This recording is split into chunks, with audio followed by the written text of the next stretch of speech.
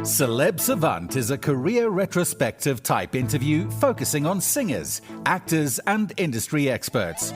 Join Barrett Edelstein now as he dives into the entertainment world.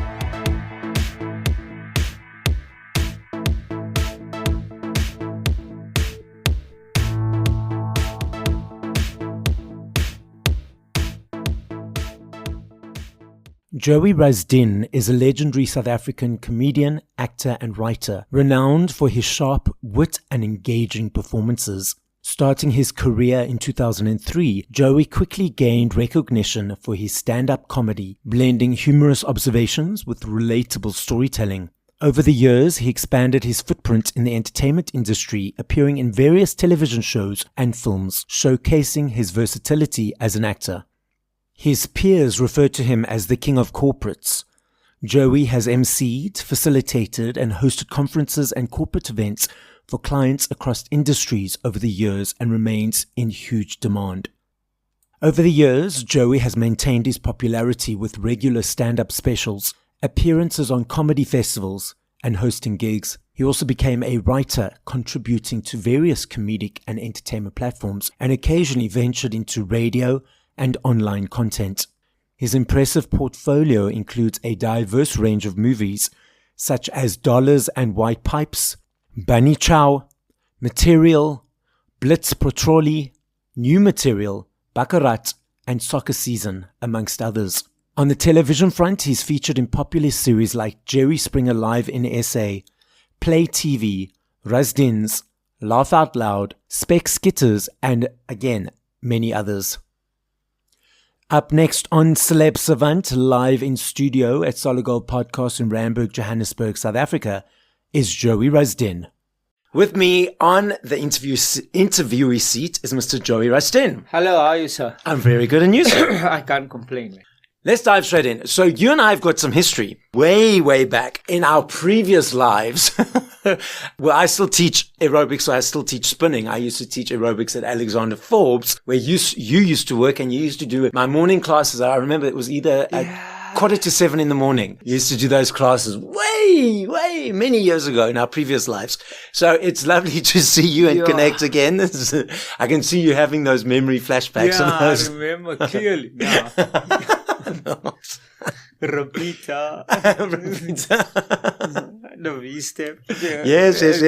I remember clearly now. Yeah. Okay, so now you in this world, in this life, in this moment, you are now a comedian. Mm-hmm. Let's rewind. Let's take it all the way back. Mm-hmm. So obviously you went into financial services after school. Mm-hmm. You naturally were doing comedic stuff, sort of not professionally, but just making everyone laugh in the office. Yeah. What was the moment that you said, okay, I want to now be doing this full time? I don't remember if you remember, but I met my wife at Alexander Forbes at the time. Oh, okay. She passed away, unfortunately. Oh, I'm sorry. So I met her there, and we started dating, and then we joined Amway. Oh, God, yes. You remember Amway? Yes. Network 21. And we went to one of these conferences, and there was this guy on stage. And he held the audience captive. Guy from America, Network 21. I think his name was Jim Dornan. And I was like, wow, that's powerful. And then for one of our first dates, we went to go watch the International Comedy Festival at the Civic Theatre in Johannesburg. Yes. And it was this lineup, and then David Carr was on there. And he murdered. And I was like, wow, that's amazing. And then my wife was like, I think you can do that as well. And that's how I decided that, I can do that as well. So when she said that, did you think she was joking? We knew each other like so intertwined. And like, she was like, but you can also do that. And I was like, wow. I first did ads. I was actually maybe an actor before, untrained actor. So I joined an agency, and then I did ads. I did a first Chelsea ad, and I did cricket ad, buy the kit and you don't want to take it off. And then at one of the shoots, I met Bevan Cullinan, who was a director at the time. And then he said, why don't you just come do an open spot at the Underground with John Vlismus? And that's where I went, and I did the open spot, and then, the rest is history. How was that first open spot? I don't know if I died. I think my third gig I died. Like the first gig it was at Cool Runnings. Killed it. Second gig, John Vlisma said, "No, I must come back." Killed it.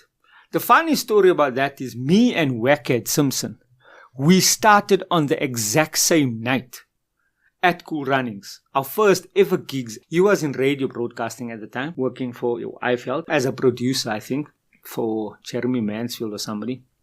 And then we did our first gigs together that night. Then I did another gig at Cool Runnings, and then Vlisma said, "No, I'm ready for the blues room." Yeah. I died. That was in Village Walk. Oh, Village Walk. The Village Walk, yeah. That was a tough gig. And when I started. But yeah, and then it became like a good gig after that. Because it was lots of international people coming there to the Balalaika Hotel. The experience that I've gained from there was, amazing.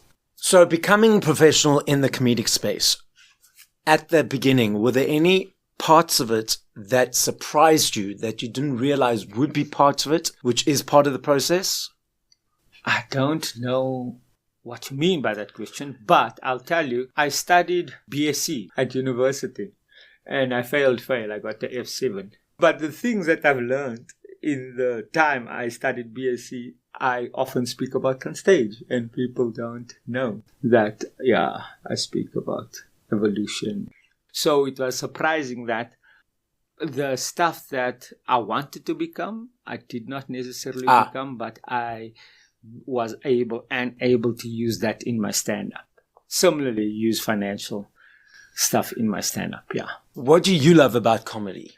The vulnerability. And my mother used to say, you must do what you do because you want to do it, and you must do it with enjoyment, and that enjoyment be your reward. Charlene Surti Richards once told me that with comedy you are alone on stage, and then you have to be able to read a crowd, number one. Number two, these people came to come watch you, and they have certain emotions and they have certain darkness about them. That's why they're there. And then you must be able to, as a soul, take in that darkness and impart happiness. Like there's this energy, so they come with a certain energy. And that energy, you have to pick up that energy. And then your whole goal then, even if they don't laugh, they must leave there going, oh wow, that's now some baggage off my shoulders. So that's what I love about stand-up comedy. We have this responsibility to do social commentary, and we need to take that responsibility seriously. It's very few people in the world that has the power to change people's perception, and comedians are one of those. You referenced reading the room and reading the audience. How easily did that come to you? Was it a straightaway process of like, I've got it, or did it take time? It takes time. John Vlisma said to me once that the most important thing about being a comedian is to be funny. That's one. Number two, you have to be comfortable in your own vulnerability because you're vulnerable.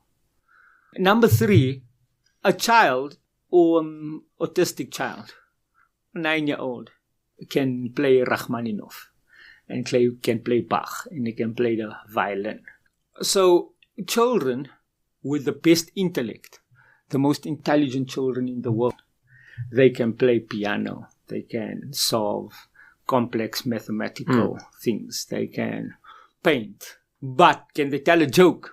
Do they understand that your timing must be in? You must be able to think about something that make the crowd think that you're taking the crowd in this direction.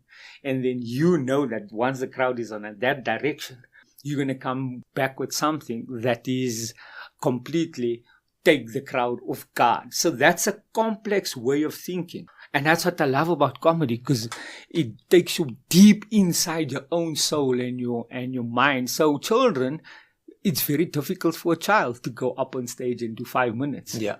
You've never ever heard of a 10-year-old comedian killing it, but you've heard about a 10-year-old pianist that plays Rachmaninoff, or that 11-year-old that's got a actuarial degree.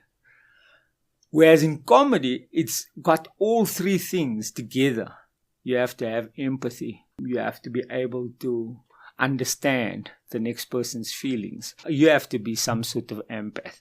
And then also the complexity of trying to take somebody on a journey and then completely bringing them back to another journey that they did not expect, and with timing. And yeah, that's what I love about comedy. Coming back to reading the room, that comes with experience, number one. And number two, like lots of orators and like lots of maybe politicians that's successful, they are able to read the room, but they speak the truth though. So it takes experience, and it takes a deep sort of introspective look at yourself first. If you don't have introspection, people always say comedians, there's always something bad that happened to them, they're not happy. It's not that really. It's introspection. Most comedians, especially the really good ones, I think, are more introspective than intelligent. You have to have some sort of intelligence. Yeah. But you have to also be introspective. And that introspective sometimes is then misdiagnosed as a psychological label. So they have some sort of trauma attached to it. And that's why they say, oh, comedians is going to commit suicide and all. It's just, I think it's introspection. A great example right now is Jim Carrey. Genius. And he roughs the people, the feathers. And Andy Kaufman, for instance. It's like they're so introspective and they see the world so differently that if you have a bad spirit, sometimes it will rub you up the wrong way. Most people in the world don't introspect. They project. So they project all the blamings of whatever has happened to them onto everyone else. That's the irony. The irony is that comedians seem like they're projecting all the time. It's the irony is that a comedian can roast anybody and can make fun of anybody because of the introspection. So people that come to the audience, they come with some sort of projection. Yeah. So you say something and then they find offense in it. Mm-hmm. It's not necessarily what you said. It's their information that they have about what you said that will irritate them or offend them or make somebody laugh as loud as they can. Yeah. You know? I'm a Reiki master, and we learned in Reiki about the mirror effect. Oh, wow. So the mirror effect is basically that if any situation, experience, or person allows you to feel a perceived negative emotion, it's because they're mirroring something within you that you have not yet acknowledged about yourself. Yeah. So that's exactly what you just said. Yeah. So in different words. Different words, yeah. First, look at yourself in a mirror. If there's something really bothering you deep down, what I said, deep down in your own self, maybe you didn't come to terms with that for yourself. It's cognitive dissonance. That's my show. My show is called Cognitive Dissonance. Okay, so now you reference about irritating and ruffling feathers and so forth. The last number of years, we've had this cancel culture in society that if someone looks this way or says this or they find this in their past, some of it is relevant, agreed. How do you navigate that in your world and in your stand-up? If you have morals and you act morally, then there's no reason for you to get cancelled, number one. Number two, more often than not, the people that's doing the cancelling is the immoral ones because they see the worst in things. Like, for instance, there's a Sufi master, Sufism. There was a Sufi imam that said, if you go visit somebody and that person is willing to give you food and give you shelter, and the first thing you notice is the dust in that person's house, don't ever go visit that person again anymore. Not because his house is full of dust. Yeah. It's because your heart made you notice the dust first. To end it about cancel culture is that if you have certain morals or if you act in a certain way, like you know what's right and wrong, you can't make me believe that something that is completely wrong for me, that I'm against, and I have to accept it and I have to promote it. You can't. Like, for instance, a good example is my friend was saying, yes, I like to play with myself. But I do it behind closed doors. Because if I do it in the street, people will be like, this guy is crazy. Yes. But there's certain things that's happening that people do in the street, and then that auntie that's got morals and is like, no, what are you doing? And they're like, yo, auntie, this is our choice. We want to do this and this and this and this. It's like controversial subjects like my pronoun must be them and they. And where did that come from? Where did that come from? Like, a snail is a snail. It's a hermaphrodite, a snail.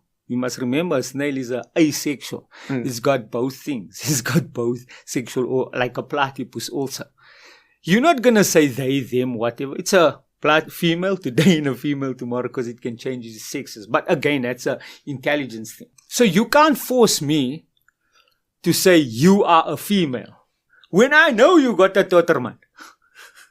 That is like biologically. Yeah. So it's a controversial subject. It's a very controversial subject, and people get cancelled for that, unfortunately. So yeah, I think if you have morals and if you are empath and if you do lots of introspection, then there shouldn't be a worry to be cancelled, and you would never cancel anybody else. There'll be no need for you to cancel anybody because your soul is calm. The people who cancel other people, their souls is not calm. So they need a let out and go, yeah, I waited for that. Yeah, I waited for that. Yeah, you do. So there's certain people like Donald Trump. He's like, the evidence is there. Epstein, the evidence is there. Yeah. It's not like, oh, wow, they went to go make something up. So there's a difference also. P. Diddy, it's not like you made something up. So there's a fact. There's and the evidence. Truth, yes. And then there's the evidence. Exactly. And then you get other people, just because I don't agree with that person. It's called the attribution error. We will attribute the attribution error and pluralistic ignorance. That's what it's called. And also the streetlight effect. So the streetlight effect is you'll get information from your easiest source. So your mother will say, this is brown. That's the first information you'll get. Your father will say, hey, this is light brown. That's the second information you get. Your sister will say, oh, no, that's not brown. The streetlight effect is when you Google, you do only the first page. Now with ChatGPT, it's different. But with Google, you only look at the first page. Yeah. And that's the first information you get. And that information is skewed because it's the most popular information. It's not necessarily the most truthful information. And also paid for. And it's also paid for. So it skews a whole subject matter. That's the streetlight effect. Number 2, you have the attribution error. You will attribute good deeds. If your ally or your best friend does something really good, you attribute that to his character and say, Caleb is a great guy. He is a great because we're friends. Then your enemy, who can be better than your friend, but just because you don't like that person, you attribute that good deeds to his situation. Oh, anybody can do good things in that situation. Then when your ally or your close friend does something bad, you attribute that to his situation instead of the character. Okay. Then you'll be like, shame, man, it was that situation. That's why he acted that way. Whereas your enemy, if he does something bad, then you're like, you see, it's his character. He's an ass. He's this and that. Yes. It's not the situation. It's called the attribution error. And then the more people that think like that, it becomes pluralistic ignorance. Why do you think Trump won? Pluralistic ignorance. Because there was a streetlight effect. All the MAGA people only got information from that source. And then they created an enemy and an ally. For the MAGA people, Trump is the ally. So if he does something bad, it's the situation. Yes. It's not him. Whereas where the you Democrats, see the pictures. Where the Democrats does something bad, they're like, you see, it's their character. It's in their character. And then if lots of people together think like that, and then we have world wars and stuff like that. Nonsense. I've said for the longest time, you would have thought after all these thousands of years of humans being alive, they would stop killing each other because of differences. Different readings, different ways, different things. And yet it still carries on. But that makes sense, what you're saying now. If you go back primal, if you go to the primates, I watched this great documentary about the chimpanzees of the Congo. It's called primate. And how also for you to be evolved, you have to have competition. For you to be able to get better, you have to have competition. Like for instance, the human spirit needs something to look forward to. So you have to have something to look forward to. Otherwise, you end up like New Zealand and Sweden and Norway, like the needs is being taken care of. Whereas in South Africa, every day is a struggle.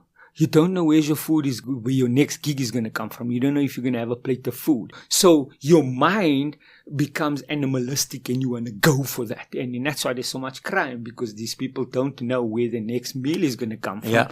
And then that instinct comes in that, oh wow, I need to go sort out for my family. Then there's greed that comes with that. But the primary seed source is that there's a need. There's a need for that, I need food on the table in it. And then we evolved further. Maslow's theory of hierarchy say that the basic human need is food. Nowadays, it's the status that's attached to the food that's more important than the food itself. That's why there's a guy that can eat milk and bread, but because he wants some sort of status, he'll go rob a cell phone to go buy him Nando's. That is a simple example. Yes. If you look at the Mandlanga Commission and the ad hoc committee, these guys were earning 130k per month. You can't tell me that their needs wasn't met. But because of status, so the human psyche, also the human brains also evolved further. Like Maslow said, no, the basic human needs is food and shelter and what. There's this thing called the scarf theorem now, where status, certainty, autonomy, relatedness, and fairness. That is now this theorem. That's why there's cancel culture. Because everybody wants to feel like, I want to be autonomous. I want to make my own decisions. A status, I want to have some sort of status. Certainty, I want to be certain that there will be food instead of the food itself. Then relatedness, I want people to really be forced. You must be able to relate to what I am going through now, even if we don't. And then fairness. Then you're going to feel like you've been treated fairly. If all those things are met, then you'll find that somebody is happy. But those things are external things. You have to come back to the introspective self. And then you go, but I do have status in my family or in my community or for me. But what's also interesting is what you're saying is that a lot of people want to achieve that through the filter of social media or the computer and not in real life. Yes. So that's another thing. So that evolution takes place. Although that's why you have mass shootings in America, for instance, because those things weren't met in front of the screen. And then that guy's like, I am going to go show the people now. I'm going to the school and I'm going to shoot these people up. Because maybe he didn't have status in the chat group he was in. There was no certainty that this girl that he sent a message is going to send him a message back. He didn't feel like he was doing the things because he wanted to do it. He was pressured by other people. So there was no autonomy. And then nobody could relate to what he was feeling. And then he felt like, oh no, I've been treated unfairly. I'm going to go show these people now. Guy go shoot his parents and his family at a basketball game or ice hockey game in America. So there's all these things. Why did Trump actually attack Iran? For status and for certainty and for autonomy. So if you look why, it's because I am Donald Trump. I am the American. Certainty. America's economy is totally uncertain. So he needed to make it certain. How do I make it certain? Take out competitors. And then, autonomy. Yes, I will do that. I'm going to do this without Congress, with the help of Congress. And then there's people that can relate to that, like Israel, and only Israel can relate to that. Yeah. And then fairness. So now there's proof again that somebody or some entity did something absolutely wrong. Yet, I don't understand how people still perceive it to be a good thing. It's not. There's people that's died. It's genocide. It's proof. It's not me making it up. It's not you making it up. Yeah. We can all see that this mic is black and that's water. It doesn't matter what you say. You can say, oh no, that's liquid. Yeah, it is liquid. It's drinkable. Yeah, it is drinkable. It's water. So you can't change the narrative. It is there. But there's still people that makes the mistake of attribution error and pluralistic ignorance. And why? Because there's no introspection happening. Yeah, it's supposed to be comedy, man. What am I talking about? I'm loving this conversation, though. Let's go back to the comedy. Tell us, how do you create your set? Is it a sitting down, writing, experiencing, observational, obviously introspection? So you want to speak about concepts. So this, how can I make this funny? Because this information is important. How can I speak about cognitive dissonance in a way that people can understand it and be funny? You remember I told you about those levels? Yeah. Those 3 levels to take people on their journey. In my old age, it's important for me to get the audience and buy in on that journey. Then I can do anything I want because they bought in and we're going on this journey together. And then you speak about concepts. So back in the day, you come up, you're like, I'm going to do this joke, I'm going to do this joke, and I'm going to do this joke. Now it's like, I want to speak about this concept, I want to speak about this concept, and I want to speak about this concept. And then you go, these jokes are going to help me speak about this concept. And in case people is not on a journey, I'll bring it back and then we'll use these jokes to get them. Obviously, you bring the same intention to whenever you're on stage. What is the difference for you between headlining your own show and sort of being on a lineup with different comedians? Yes, the last lineup I did was in Durban and I went on stage at 12:20 the next morning. That's a long wait. A long wait. And people went overtime and stuff and what. But you still want to give the audience that time. Why? So it's a cathartic experience. It's both. When you are alone and when you're in a lineup, you must see it as a cathartic experience. Using your art to get over a depressive state. Whether it's yours or the audience's. Yeah, there's not a huge difference. Whereas in a lineup, you just come with the gags. There's no time to take people on a journey. Okay. You have to come with jokes. You have to be funny. Whereas if it's your own show, you can take people on a journey. Are you still doing acting? Yes, when I have an acting gig, I do the acting gig. There's a movie that's releasing this year, hopefully, with me and Boer Bosch. And then hopefully we're shooting 2 other movies this year. Is this always comedic acting or is it? No, I think the awards I won was for serious roles, eh? And what do you love about acting? I think that's the wrong question. Okay. I think the question should be, do I love comedy more or acting more? Okay. And what do I love about comedy more is that it's immediate response and you're vulnerable. Whereas in acting, you can always come back. You can always cut and you always come back. But the one thing I love about acting is that you're somebody else. Although you're yourself, you're somebody else. For Dollars and White Pipes, this was my first ever movie. I played a retard. Up until today, 26 years later, people still call me the character's name. Not knowing that that's just a character I played, guys. It's just a character. You know those people that is so pure. Their emotional note here is that there's nothing bad in the world. Nothing bad in the world. Everything is good. They don't see any bad in the world. They just see good in the world. That's the type of character I played in that movie. And up until today, when I walk in certain places in Cape Town, people will go, "Oh, Cecil, my bro. Cecil, my auntie got a dog." But then I quote lines from the movie, even on social media. And sometimes when I go live on TikTok, people will go, "Oh, where's Cecil? My bro, do you have your shoes that Bernie took from you?" So that's the cool thing about being an actor. You can immerse yourself in being somebody completely different.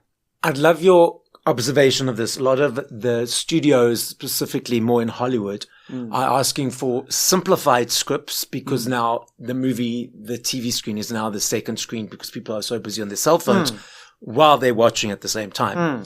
For me, that's just frustrating because in my mind, the script should not be simplified. It should be more intense, more convoluted to grab the attention of the person so they put down their phone for that period of time.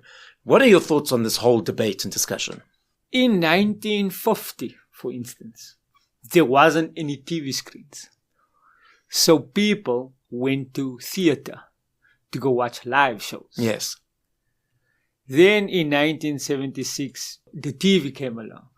And then people stopped going to theater because now they can watch it on screen, for instance. Because you must remember back in the day, like Chicago and the House of Horrors, that you guys at home will know what I'm talking about, was big productions with beautiful sets on stage, people singing and stuff. On stage, Fred Astaire and Dean Martin, and Frank Sinatra and Elvis Presley and all these people. So it was a big production back then. So people went to the movies because there wasn't something else.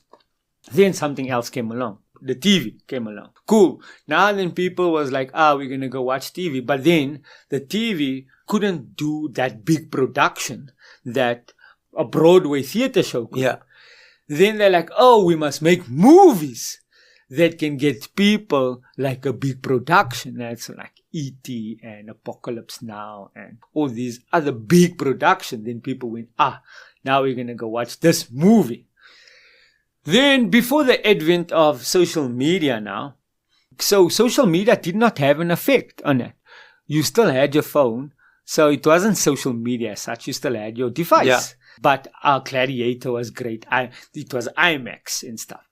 What happened was when the streaming services came in, people were like, no, I don't need to go to the movies. I can watch it from home, from my stream. Because you remember back in the day, you could buy DVDs from the Indian guy in Fortsburg. And then a guy, while you're watching the movies, offering you popcorn in the movie. Yeah, I had your popcorn, yeah.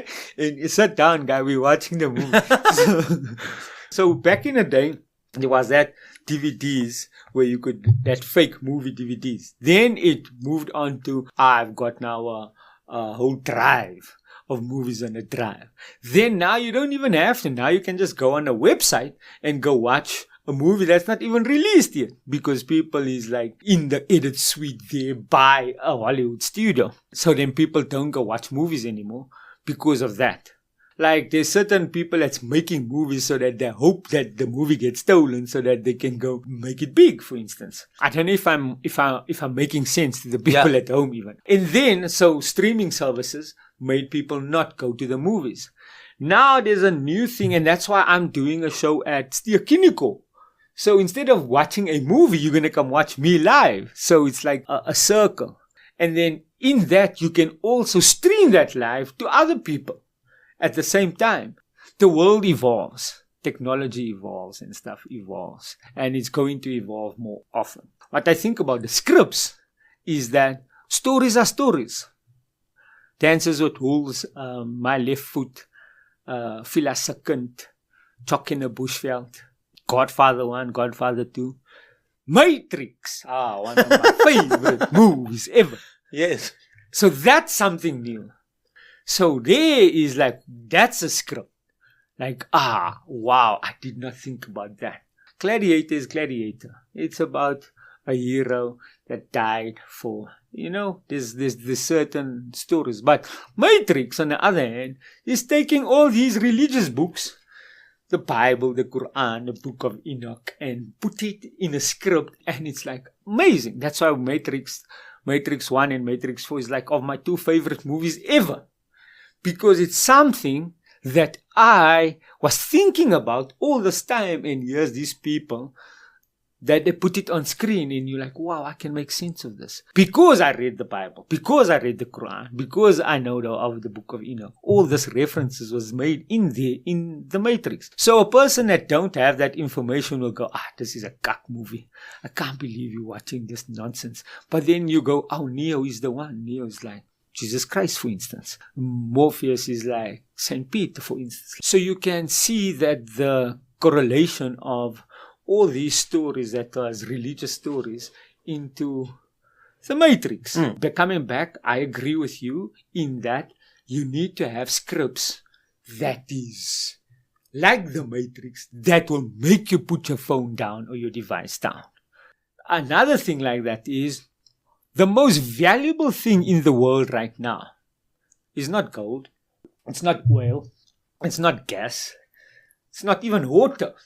It's attention. That's the most valuable thing in the world right now.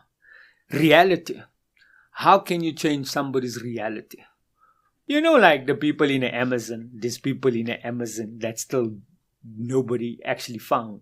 That some tribes, there's certain tribes of the coast of India and on small islands that nobody even discovered. So their reality is completely different to our reality. So the most valuable thing in the world is getting the attention by creating a reality for the people. That's why there's Ponzi schemes, and that's why people can get defrauded so easily. Because somebody is giving somebody else too much attention, and then that person can do whatever he wants with that attention. Conmen is only conmen because they are brilliant at keeping your attention. You've got cognitive dissonance, yes. And you've also got the movie coming out and potentially other filmings happening. What else can you tell us is coming up over the next period of time? The 4th of April, doing a great show at Sibaya Casino. That's going to be a marvelous show. The 27th of March, I'm doing the show, Cognitive Dissonance, also in Rosebank, in a cinema, where people, instead of watching a movie, they're coming to come watch me. And then hopefully that is going to be a further process where, you know, like you Peter Turin Theatre, you go to the theatre to go watch a theatre play. Whereas you can go to the movies now to also go watch a live thing. So your son and your daughters can go watch Iron Man number 100 and Fast and Furious number 2000. Number 2000. And you and your wifey can come watch some comedy or jazz show, a performance, you know. So yeah. So it's like a catering thing, thing. Again, what is the key there? Attention. So, Joey, the podcast is listened to throughout the world. Yes. As a final message to the audience, what would you like to say? You must do what you do because you want to do it, and you must do it with enjoyment. And that enjoyment should be your reward. Anything else is just a bonus. Number 2, don't try not to have an opinion, because opinion is in the middle. Our opinion is like nowhere. It's that thing that's hanging between ignorance and knowledge. That's the thing that hangs in between knowledge and ignorance is called opinion. So instead of saying something about something and saying, that's just my opinion, rather go seek more knowledge and say, this is my observation and this is my deduction in my experience. Because opinion is nearer to ignorance than it is to knowledge. Then the last thing is, people are going to be people. So one cannot attribute malice to what ignorance can be attributed to. Thank you for listening to this episode of Celeb Savant. Please follow Barrett on TikTok, Instagram, YouTube, and Facebook at Celeb Savant. That's CelebSavant.